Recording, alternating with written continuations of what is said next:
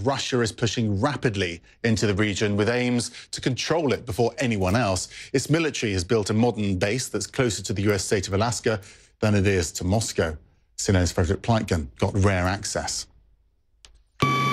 Racing north across the frozen Arctic Sea on a Russian army chopper.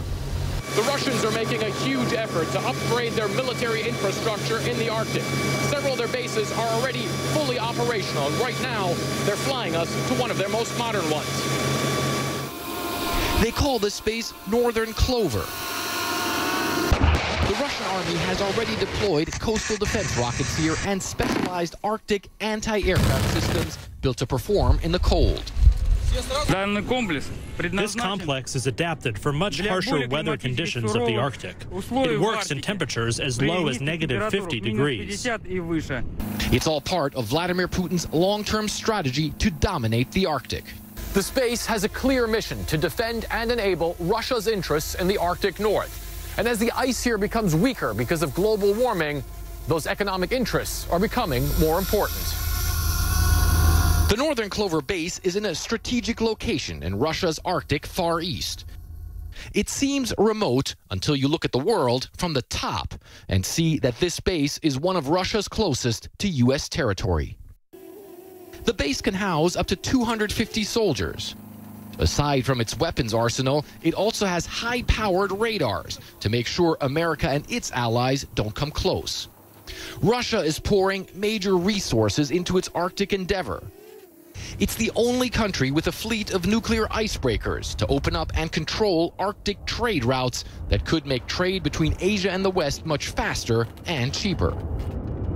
And Russia is already tapping into natural resources in the Arctic like liquid natural gas, even deploying floating nuclear power stations to fuel its Arctic ambitions. Our base performs radar control, monitors the airspace, secures the Northern Sea route, and eliminates damage to the environment.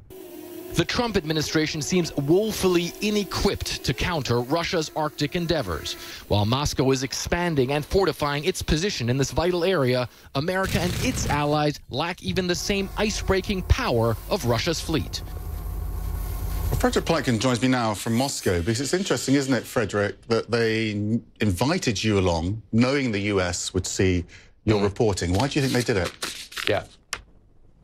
Well, I think because this region is very important for them, and I think that they do want to make a statement that they take it very seriously, and not only take it seriously militarily, but also take it seriously economically as well. They see this as a major zone of their strategic interests, and we talked about some of the things. They think that with global warming, a lot of these Arctic trade routes are going to be opening up, and that there's going to be a bonanza for Russia because it's going to control those trade routes. As we mentioned, they're the only country that has nuclear icebreakers, and essentially what they want to do is they want to make these nuclear icebreakers the taxis of the North. They want to make sure that companies hire one of these icebreakers that leads their ships all the way to Asia, making it cheaper and a lot faster to bring routes that way. And obviously a bonanza for Russia with, for instance, transit fees going through that area. So certainly they have identified this as a major zone of interest that they have.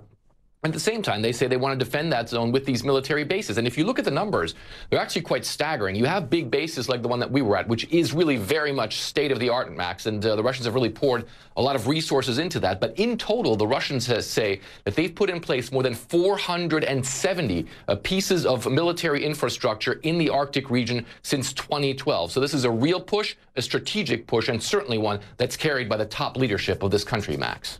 OK, Fred, fascinating. Thank you very much indeed for bringing us that.